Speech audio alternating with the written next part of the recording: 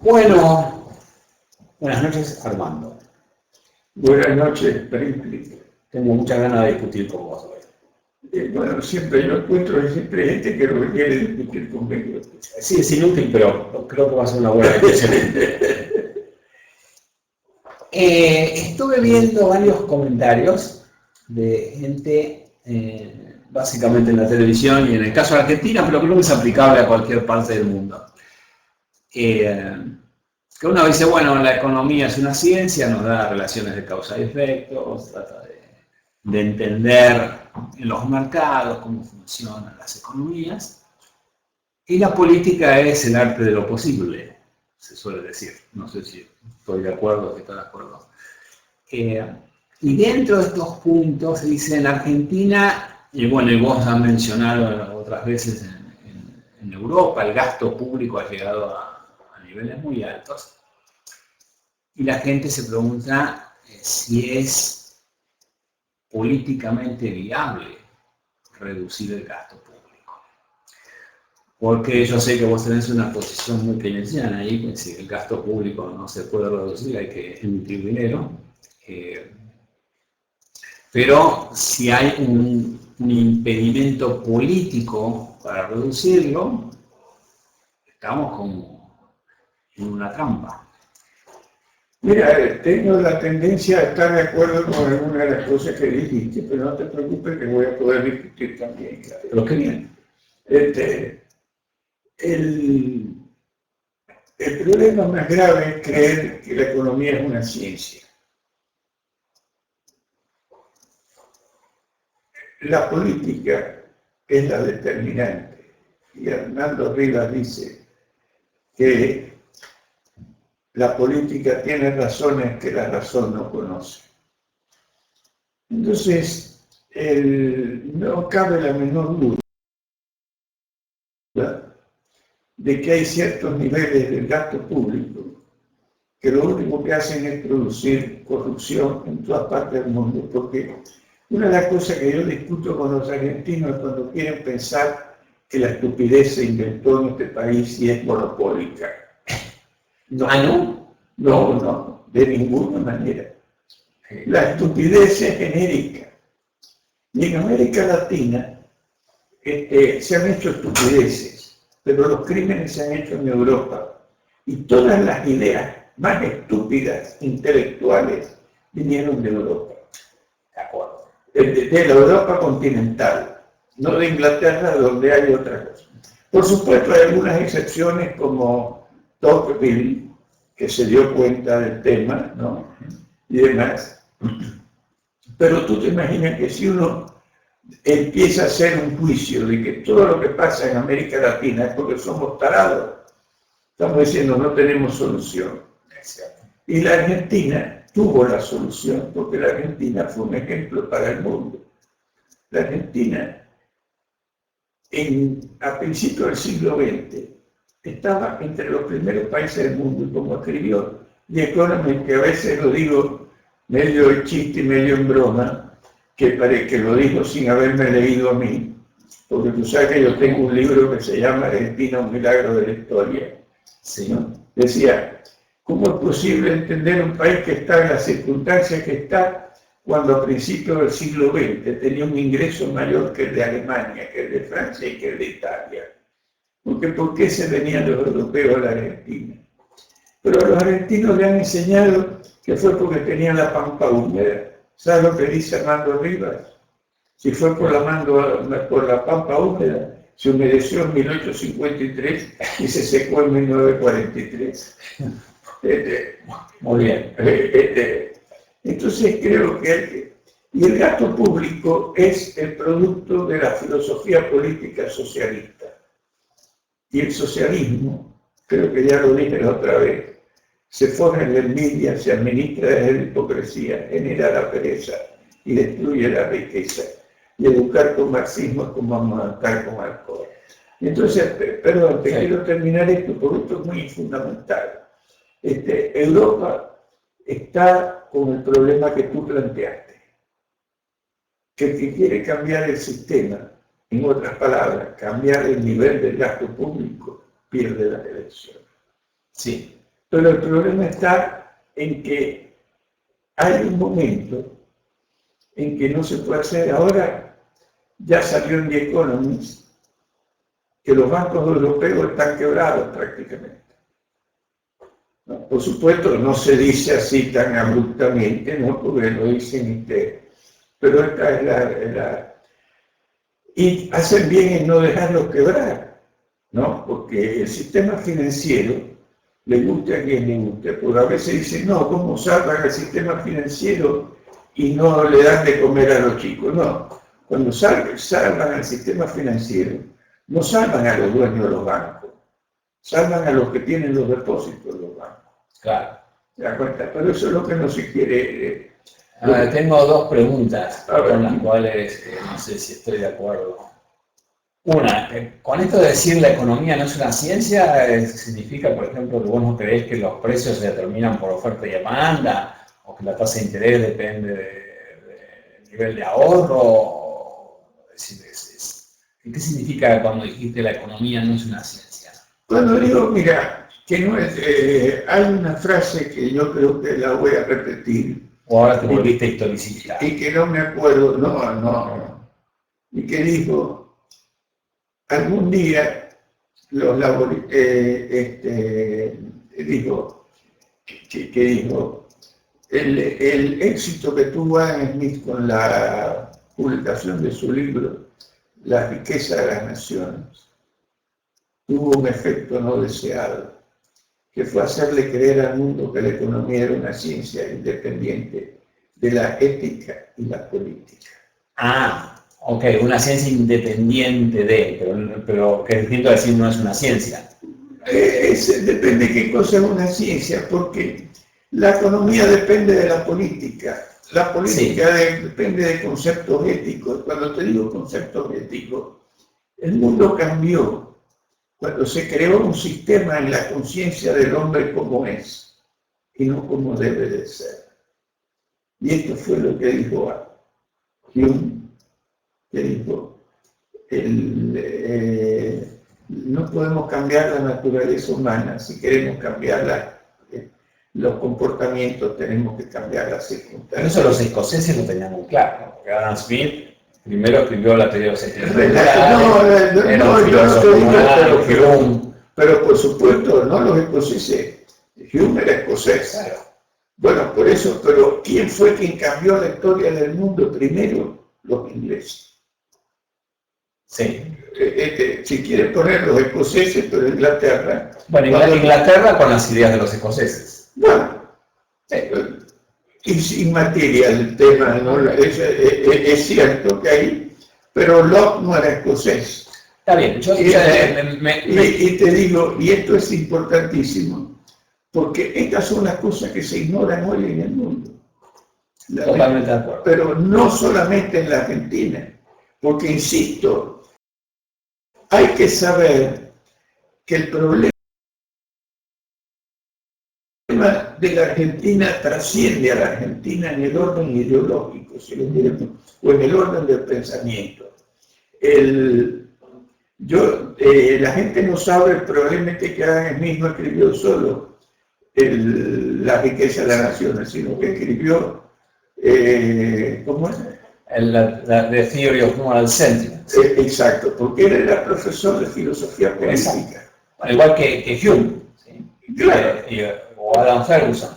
Pero, a ver, los escoceses en sí nunca separaron, ¿no? La moral, la política de la economía. No, sí. Tampoco los austríacos, porque si hay alguien que integró esto. Precisamente, mira, Hume llega a decir que muchas veces los principios morales son contrarios a la justicia. Fíjate a dónde llega. Sí. Porque cuando tú tienes un hijo y tú estás en el gobierno, ¿qué haces? Lo nombras a él aunque sea un taladro. Sí. Bueno, ¿y por qué? Pero tú tienes que querer más a tus hijos que a los que son hijos del vecino, ¿no? Entonces, estas cosas, y a veces se dan injusticias en el orden moral, porque a veces un individuo rico hace una demanda a uno más pobre y le tiene que pagar el más pobre. ¿no? Pero ¿qué pasa? Si tú no haces eso, la justicia no funciona. Y la justicia es lo más importante que tiene el sistema, en todos los sentidos. Y te digo más, el mundo empezó a cambiar con la Glorious Revolution, que la gente no la conoce. Porque a todos nos enseñaron la Revolución Francesa, que fue el inicio del totalitarismo. Tú sabes cómo yo le llamo el totalitarismo, es el producto del oscurantismo de la razón. No, porque Europa vivió bajo el oscurantismo de la fe por siglos, donde mataban a la gente porque decía que la Tierra le daba la vuelta al Sol, tú te imaginas. Y sin embargo, vivimos con una idea de la virtuosidad de Europa, cuando no es cierta. Eso nunca fue cierto, ¿no? No, pero nunca fue cierto. No, pero yo no te discuto, pero lo que pasa es que cuando se habla de la civilización occidental y cristiana, se olvida que de Europa surgió el totalitarismo, y si no hubiera sido por los americanos seríamos nazis comunistas. Esto es un hecho. ¿Sería que el mundo o nosotros? El mundo y nosotros, todos, porque los Estados Unidos, porque Europa en ese momento dominaba la fuerza prácticamente. El nazismo y el comunismo eran, yo te digo, si Hitler no hubiera cometido el error en sus términos de romper el pacto Molotov-Ribbentrop y hacer la invasión de Rusia, yo no sé qué hubiera pasado en la Segunda Guerra Mundial. Sí. Sus fuerzas se podrían haber extinguido de todas maneras, pero no lo sabemos. No, pero hubiese sido más complicado. Hubiera sido mucho más complicado porque, como quiera que sea, los rusos, más allá de las cosas, lucharon a favor de Estados Unidos. No, lo que digo es que esto del totalitarismo, obviamente filosóficamente aparecen justificaciones cada vez más racionalistas, si querés, pero tenés a Platón, que era un racionalista total, y en su libro Leyes es un comunista puro, ¿no? Pero por supuesto, pero el que cambió un poco a Platón fue Aristóteles, ¿no? A pesar de que Popper no está muy de acuerdo con este criterio, pero yo sí lo creo. Y yo creo que hay toda la filosofía europea, está toda la filosofía del totalitarismo. Platón, Rousseau, Kant, Hegel, Fichte, Marx. Y Ayn Rand. No, Ayn Rand es lo contrario. Ayn Rand es una totalitaria. No. ¿Quién puede creer que hay una ética objetiva? Si no es un totalitario. Mira, yo tengo mis discrepancias racionalistas con ella, pero el juicio que ella hace sobre Europa lo comparto. Sí, es una buena novelista. Porque ella dijo claramente que los filósofos políticos europeos nunca entendieron ni supieron entender la filosofía política anglosajona, o sea, de los Estados Unidos, de los principios. Y el mundo hasta hace 200 años, Juan Carlos, vivía como vivía Jesucristo. ¿Qué pasó? ¿Es que la gente fue más inteligente después? No, cambiaron el sistema. Y el sistema es determinante, y aquí voy a rescatar a un francés que lo dijo. Tú sabes que medio en chiste, medio en broma, yo te digo que a mí los franceses no me gustan, pero las francesas sí. Siempre sucede. Comparto los gustos. Bueno, entonces,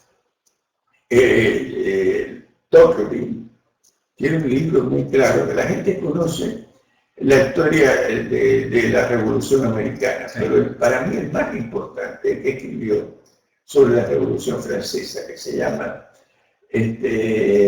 bueno, ahora te digo, pero si me voy a acordar. Y en ese libro dice: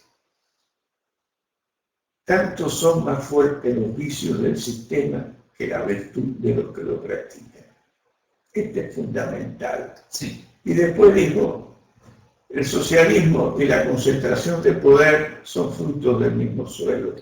Y cuando hay concentración de poder, hay corrupción en todas partes del mundo.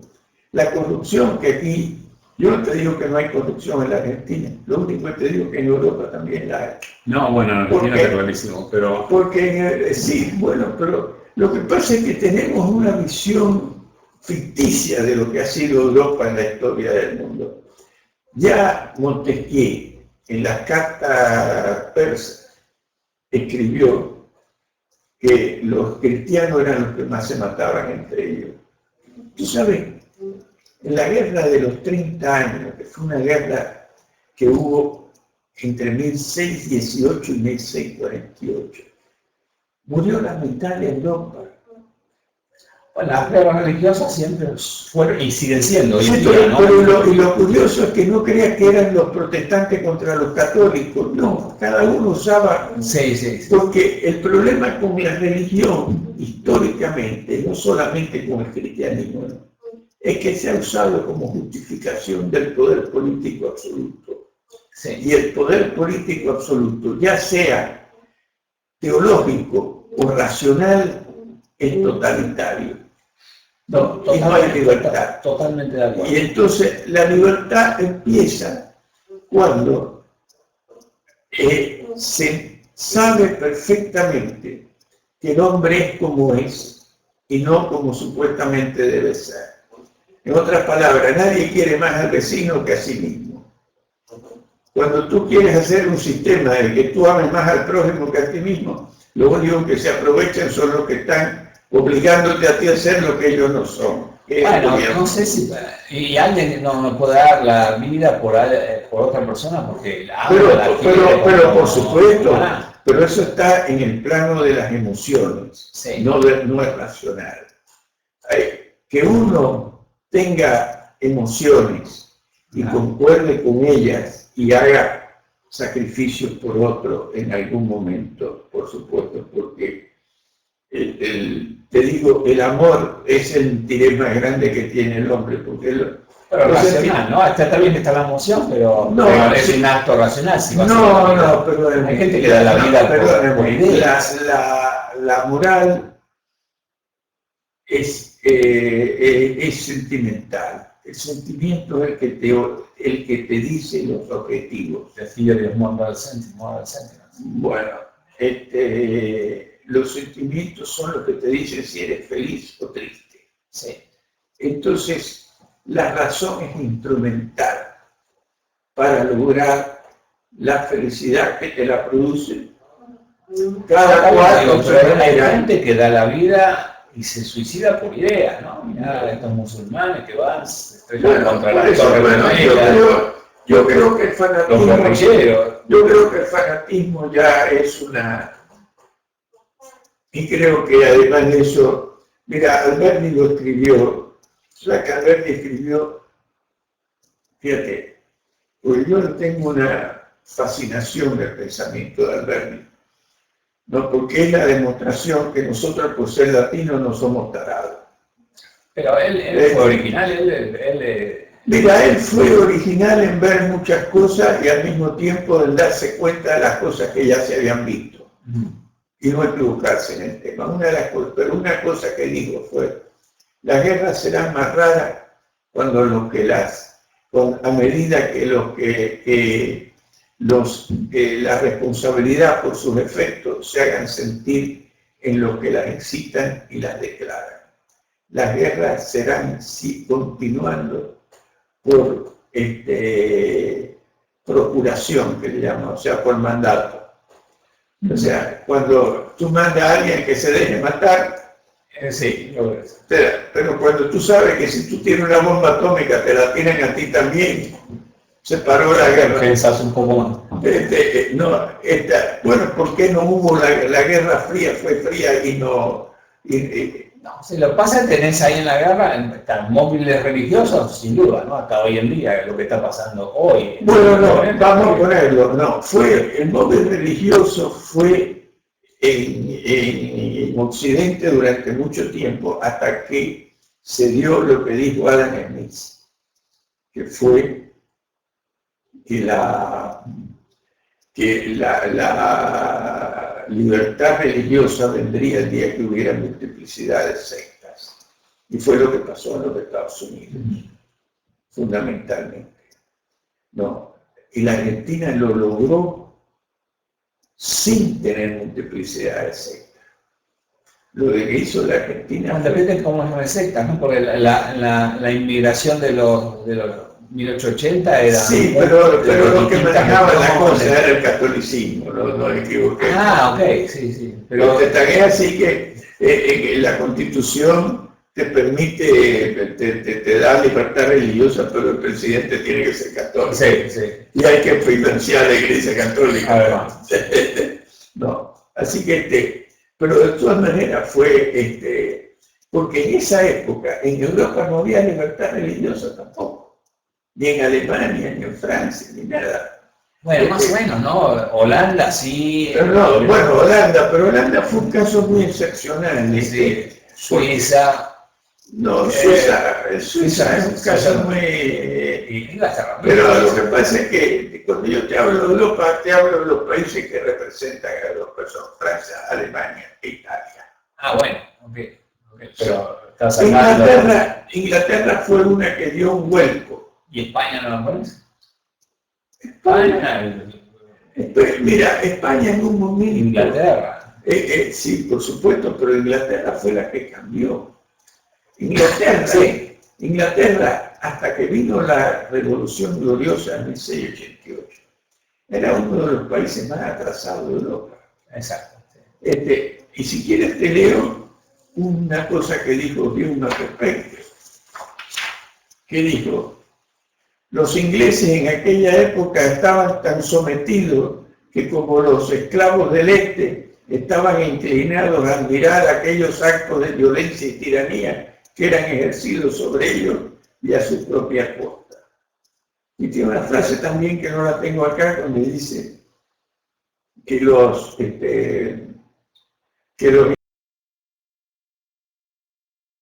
ingleses lo que consideraban libertad era precisamente el desastre, porque era no cumplir con la ley. No, fue la idea. Y esto, yo te digo, esto que estamos hablando es muy importante, porque si nosotros encontramos la causalidad de los problemas, en que hay gente que son fantásticos y gente que son idiotas, si nosotros somos idiotas no tenemos soluciones. Pero el que te dice que es porque nosotros somos idiotas, porque somos descendientes de los reyes católicos, no dice somos, dice son, porque nadie se siente tarado. No, lo que pasa es que da la sensación como que en ciencias sociales, y hablo en general, desde la justicia, la economía, la moral, pasan los siglos y se sigue discutiendo lo mismo. O sea, hasta cierto punto sí, porque la demagogia la describió Aristóteles hace 2500 años. Y dijo, y los pobres siempre van a ser más que los ricos. Y Hume dijo, y lo importante no es el problema de la mayoría, sino de las asambleas que pretenden representarla. Y por eso Jefferson dijo claramente, un despotismo electivo no es el gobierno por el que luchamos. Acá hay que entender claramente que una cosa es el rule of law, para el cual no tengo una traducción, y otra cosa es la democracia mayoritaria. La democracia mayoritaria termina en el socialismo, aparentemente. ¿No? Bueno, lo que pasa es que... Y esto es lo que está pasando en Europa, y esta es la crisis que tienen en este momento. En Europa, en Latinoamérica y en Estados Unidos. No, en Estados Unidos por primera vez se está planteando el tema. Estoy de acuerdo. Por primera vez, porque Roosevelt hizo unas cosas... Sí, Roosevelt, estoy de acuerdo, pero reaprendieron. Bueno, sí. Bueno, Carter fue el causante de la crisis del 2008. Sí. ¿Del 2008, Carter? Sí, porque fue la crisis del 2008, te voy a decir por qué. Porque fue el producto de una ley que él llamó, donde dijo que todos los americanos tenían que tener derecho a una casa propia. ¿Es una Clinton? No, Ese fue Carter.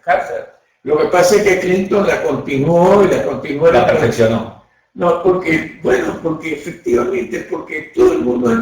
Y Clinton cambió bastante, porque Clinton hizo, tanto cambió que no le permitió a la mujer seguir hablando. No sé si... La mujer... machista. Bueno, tú le llamarás machista, pero la Clinton fue la que inventó todo este tema del gasto y demás, cuando se dio cuenta que habían perdido las elecciones parlamentaria en la primera oportunidad, la mandó a callar y no volvió a hablar otra vez hasta que no salió Obama. No. Así que no, el sistema, mira, hay un solo sistema que crea la riqueza y permite la libertad. Los ingleses, cuando ganaron la guerra, vino Attlee. La primera. En la segunda. Sí, pero después la primera también fue...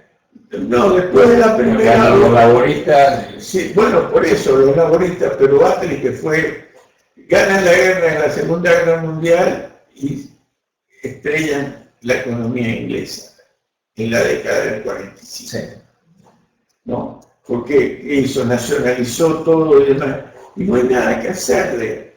Cuando se quiere desconocer que la gente funciona por interés y al interés se le descalifica, no se quiere saber que los que descalifican el interés de crear riqueza son los que se quieren quedar con la riqueza de los que la crean. Pero la mayor parte de los políticos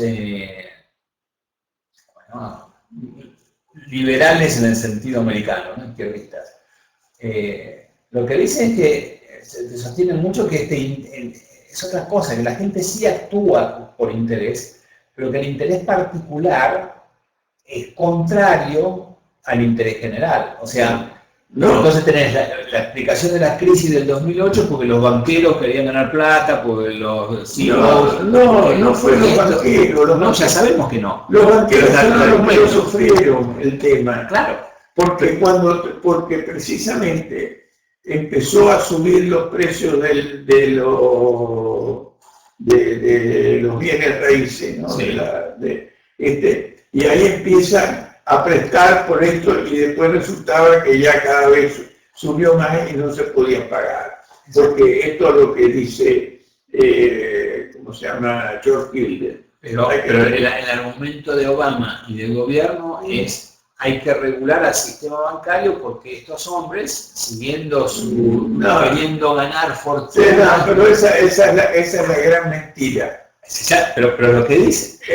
yo no te digo que en los Estados Unidos no se estén diciendo estupideces ahora. Imagínate, ahora han acusado hasta los Founding Fathers. Salieron una teoría en los Estados Unidos que los Founding Fathers habían defendido el derecho de propiedad porque ellos eran los propietarios. Y sí, pero claro, eso siempre va a ser. Bueno, por eso la demagogia es... Pero cuando la demagogia triunfa, los resultados están a la vista. Se llama socialismo y desastre. ¿No?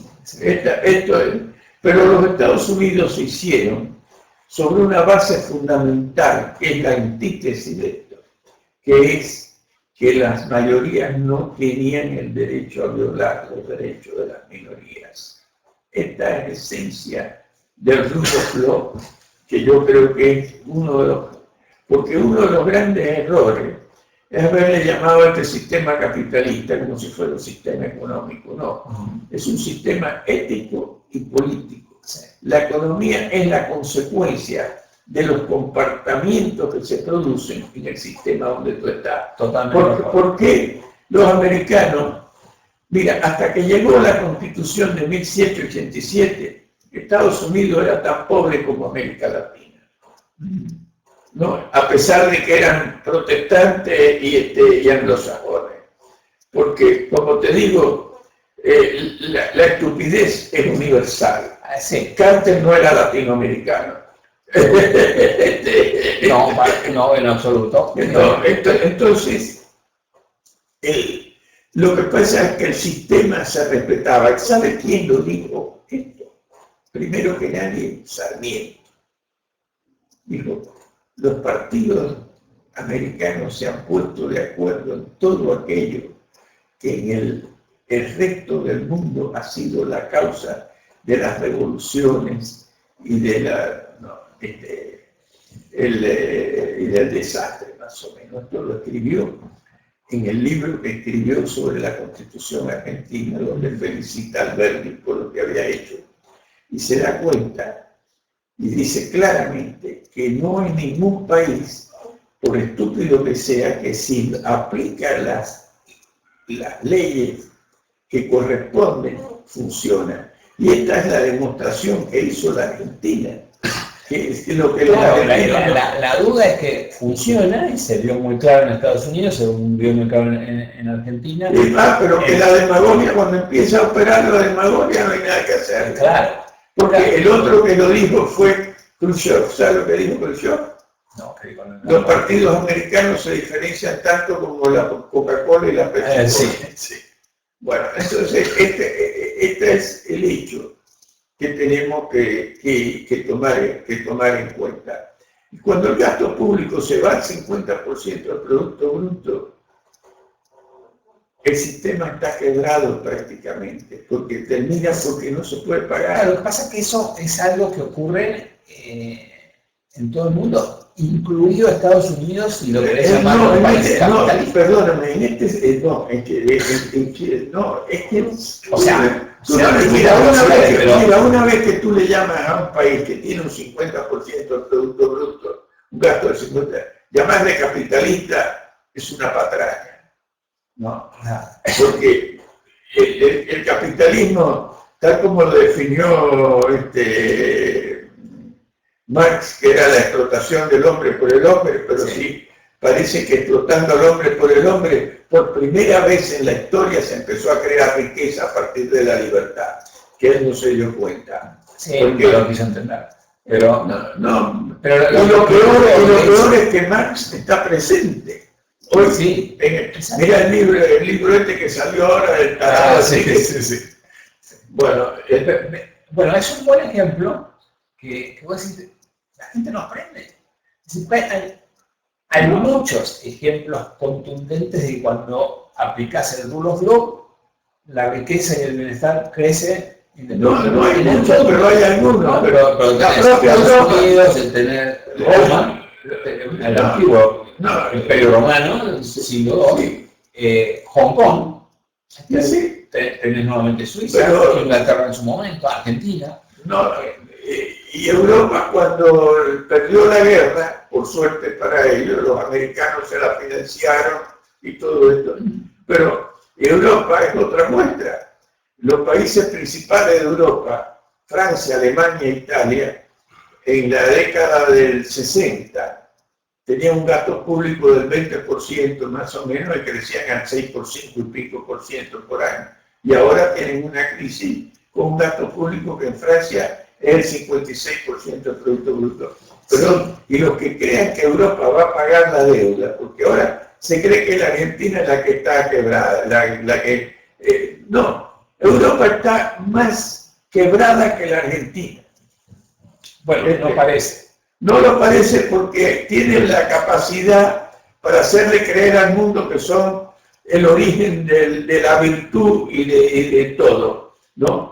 Y lo único que han hecho ha sido matarse entre ellos a través de toda la historia, y ahora parece que se están enfrentando entre ellos también, porque ahora no sabe que primero parece que han salido ahora partidos medio nazis nuevamente en Francia. Y además, y del otro lado, sé que en Francia o en Italia pusieron a la Merkel con los bigotes como lo de Hitler.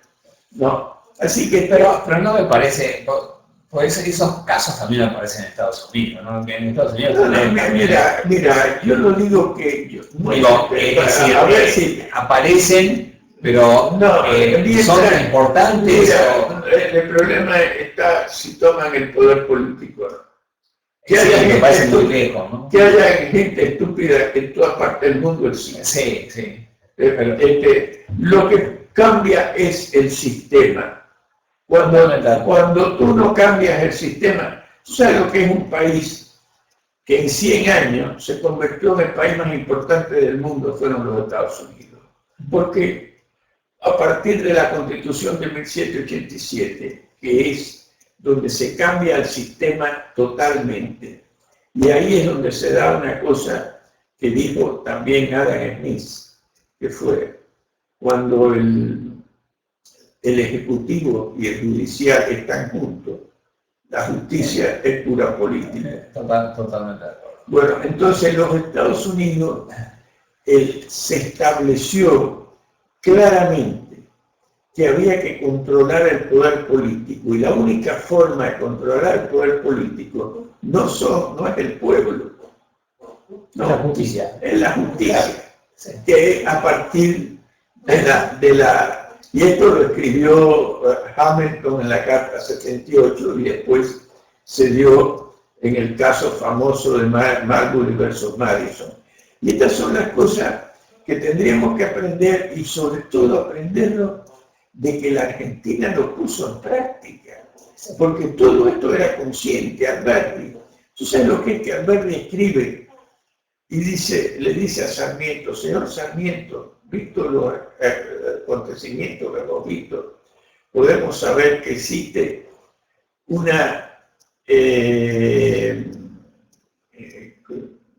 ¿cómo dice? Espérate, que existe una barbarie ilustrada mucho más peligrosa para la civilización verdadera que la barbarie de todos los salvajes de América. ¿Y qué es lo que había visto? Las comunas de París, estaban los comunistas. Sí.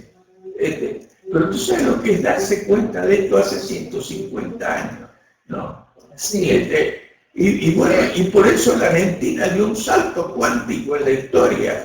Y hay que convencer a los argentinos de que si quieren tener un orgullo nacional de eso. El principal punto es comprender que lo que hay que respetar es el rule of law. Y que sin el rule of law no hay nada que saber. No importa qué gobierno, como puede ser un gobierno monárquico. Pero la prueba de esto está es que hasta hace 200 años el mundo vivía como vivía Jesucristo. Sí, sí. ¿Te das cuenta? Hoy vivimos en un mundo... El dilema es que vos me dijiste al comienzo. Si hoy algún gobierno europeo o argentino gana, y en Estados Unidos, alguien quiere bajar el gasto público, pierde las elecciones. En Europa las pierden, bueno, acá nadie se anima a decir. En Estados Unidos se está dando algo de este problema, pero no está todavía. Es más leve. Pero pasó del 7 al cerca del 40%. Está en el 38%. Ok, pero en Europa está cerca, está en el 50 o arriba del 50. Lo que pasa es que ese porcentaje es... Si vos a Bill Gates le decís que le va a sacar el 50% de sus ingresos en impuestos, él va a seguir siendo rico. O sea, no es lo mismo sacarle el 50% a alguien que gana $100 que a alguien que gana $100.000 por mes. Entonces, una vez que acumulaste un grado de riqueza, no es lo mismo. Pero cuando tú le quitas al individuo el negocio de la ganancia, no hay inversión. Y donde no hay inversión, no hay creación de riqueza. Totalmente. Y esta es la estupidez que no puede entender el tarado que escribió el Piketty que escribió el libro este. Pero esos personajes desaparecen de vez en cuando. Pero no aparecen de vez en cuando. Bueno, por eso te digo, desde Platón a la fecha parece como que hay gente que aparece y pega fuerte. Pero si lo que es más importante es lo que apareció, que no había aparecido nunca, que fue la idea de crear este mundo en el que vivimos. Hoy se te va la electricidad de la casa y te quieres pegar un tiro. El mundo vivió sin electricidad hasta principios del siglo XX prácticamente. Sí. ¿No? Entonces, ¿cómo va a ser el gasto público si no podés dentro de la democracia, porque cualquier político que proponga bajar el gasto público, pierde. Bueno, lo único que van es a sufrir las consecuencias. Claro. Porque mira, como dijo Séneca, para el que no sabe dónde va, no hay viento favorable. Entonces hay que enseñar a la gente de cuál es la problemática que uno está enfrentando. Porque te voy a citar a Armando Rivas que dice, Gran filósofo. Para el que no sabe dónde está y por qué está donde está, difícilmente sepa dónde quiere ir, ¿no? Y lo que es increíble es que la Argentina, que fue un ejemplo para el mundo, son los argentinos los que menos cuenta se dan de esto, ¿no? Es algo increíble.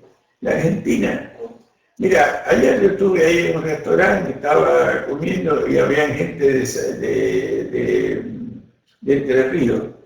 Y como que de vez en cuando me piden que cante, fui ahí y dije, no, pero déjame decir algo. Porque tú sabes que yo canto. Entonces, muy bien. No sé bueno, qué estás hablando de filosofía, si puedes cantar mucho mejor. Bueno, porque tú sabes que yo nada más que hago cosas que hago bien, porque la modestia no es un defecto que yo tengo. Saben todos los que te conocen. Y entonces yo quiero felicitar a los entrerrianos que están acá, porque si Urquiza no hubiera oído el país. Urquiza tuvo una doble sabiduría. Tuvo la sabiduría de aceptar las ideas de Alberti y proyectar la política de él, de llegar a un acuerdo con Mitre.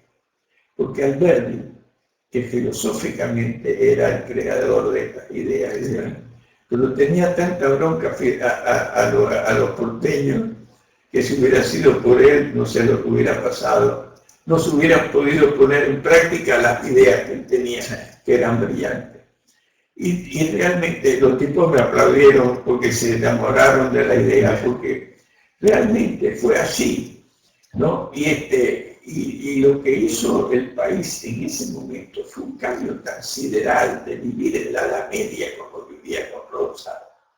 ¿Sabes lo que es religión o muerte? Te mataban si no era católico todavía. Bueno, hoy hay un intento, no te digo parecido, pero más o menos, ¿no? O estás con el gobierno o estás en contra del gobierno. Bueno, pero por eso... Y no te matan porque... Bueno, pero...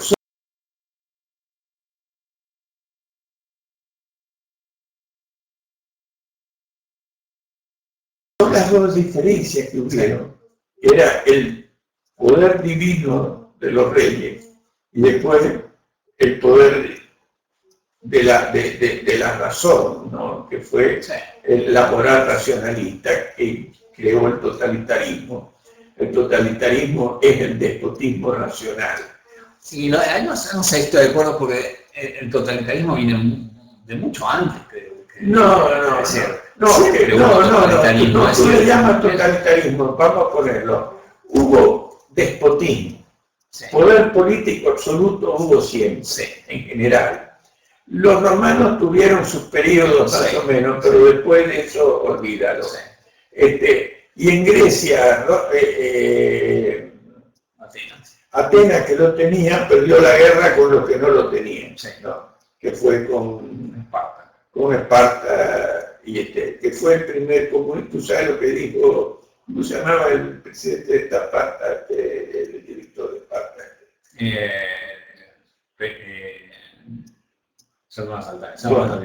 Bueno, ya nos vamos a acordar, si uno no lo permite.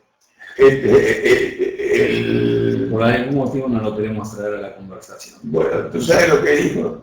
Dijo que el egoísmo surgía del dinero.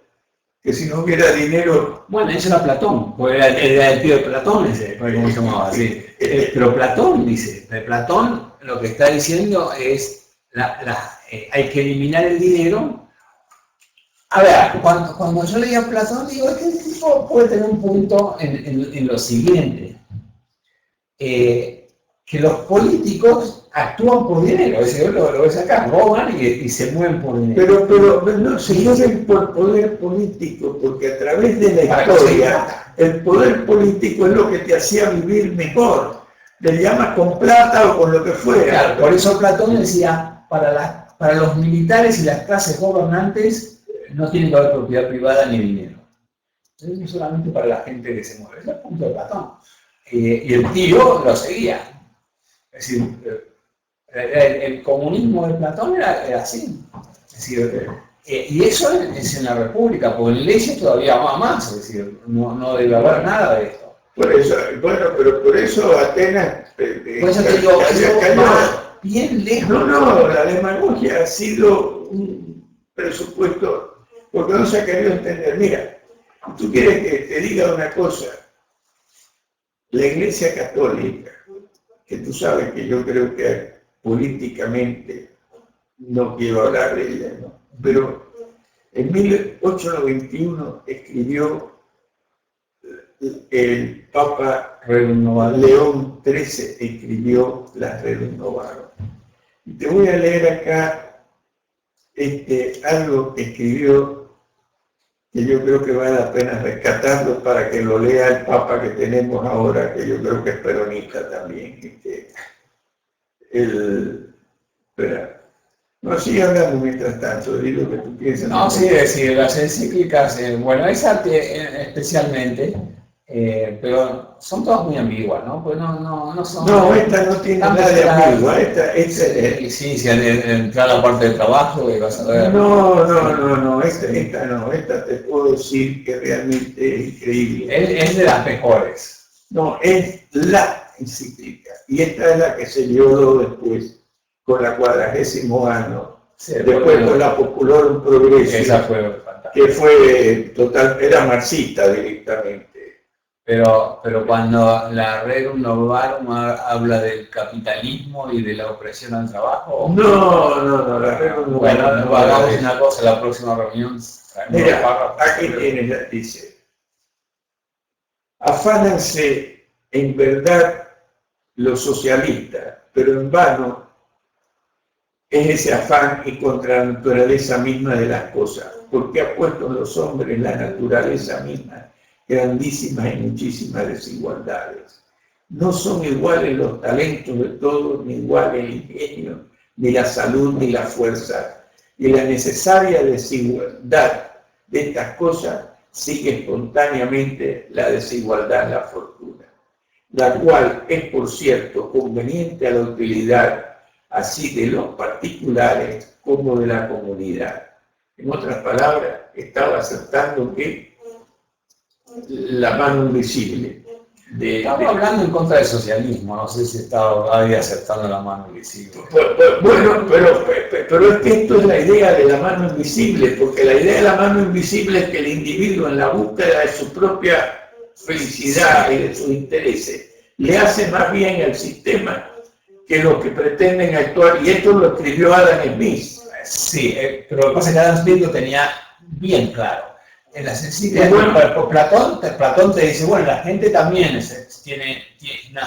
algunos nacieron para gobernar y tienen que gobernar, otros nacieron para guerrear y tienen que guerrear, otros tienen que hacer montura para caballos, etc.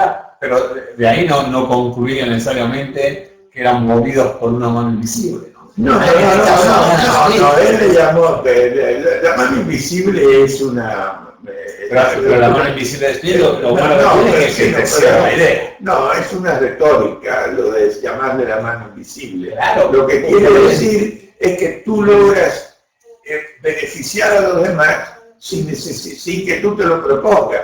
Sí, porque cuando tú inviertes, tú no inviertes por hacer el favor a mí, inviertes por hacer... Pero por ahí yo me beneficio. Es que también es mucho más claro, no es por la benevolencia del panadero que tenemos pan, sino porque gana plata. Sí, no es por la benevolencia del cervecero que entonces, pero no estamos discutiendo, estamos de acuerdo en este momento. Con Adam Smith, claro, es decir, con que Adam Smith tenía claro ese punto. Y este también. Sí, y este también. Y léelo para que vuelva a leer. Y en la Universidad Católica lo tuvimos que leer por 5 años. Bueno, pero no te la aprendiste, porque esta encíclica esta es la antítesis de después de lo que vino la 40º año, que esa sí estaba en contra del capital y que estaba a favor. Imagínate, dijo con todas sus letras que tenía que haber un movimiento sindical en manos del gobierno al que tenía que pertenecer todo el mundo, tenía que pagarlo, ¿no? Pero que está en manos del gobierno. Y esto fue por el pacto que hizo la Iglesia con Mussolini, que se llama el Concordato de Letrán. Vos deberías haberte dedicado a la política. Estamos por terminar, ya, pero porque la pregunta es si se puede bajar el gasto público o no, y no me contestaste. Hablaste de... Yo no te digo si se puede o no, yo te digo que no queda más... Dentro de la democracia. No queda más remedio que bajarlo, y lo que hay es que convencer al mundo de que sin eso no hay solución. Y la Argentina en este momento, uno de los errores es creer que el problema que tiene es el default con Grecia, que Grecia ha hecho estupideces también, quiero decirte, porque nuevamente ha sido contradictorio en cosas que ha dicho y cosas por el estilo, y por supuesto la presidenta lo está usando políticamente. La presidenta no tengo misiones de usar su cabeza. No, la presidenta, ese es otro tema que lo podemos hablar en otro momento ahora. Pero a lo que vamos es que en la Argentina el problema del default no es el problema está en el nivel del gasto, que ya hoy no se puede bancar. El punto es que lo que estamos de acuerdo es que cuando el nivel de gasto público llega a un punto donde no se puede bancar, generas un problema. Ahora, de ese problema te puedes ir en la solución a una Cuba o a un Chile, una Argentina de los 80 o a un Estados Unidos o a una Inglaterra. O sea, el problema es que sabes que la crisis va a venir. Ahora, frente a la crisis, ¿cómo reacciona? El sistema depende del lugar y circunstancias y nunca lo vas a poder terminar. Mira, yo creo que depende de que la clase dirigente, que en última instancia es la que define los cursos de acción. Sí, no. Limitado por lo que la gente le diga. Bueno, no tengo gente en la calle. Sí, pero también hay que tener la sabiduría para saber cómo convencer a la gente de alguna manera. Pero los liberales no hemos tenido esa sabiduría. No, el liberalismo en estos últimos, no, porque está vigente. Bueno, durante muchos años, acá, en Inglaterra, hemos tenido España. Hemos tenido que luchar contra la demagogia, y hay casi todo el léxico político está en contra. Cuando te dicen de derecha, no te están describiendo, te están descalificando. Porque estás a favor de los ricos y eres un cretino. Ellos están a favor de los pobres y se hacen ricos. ¿No? Así funciona. Y crean cada vez más pobres. Bueno, Armando, tenemos que sacar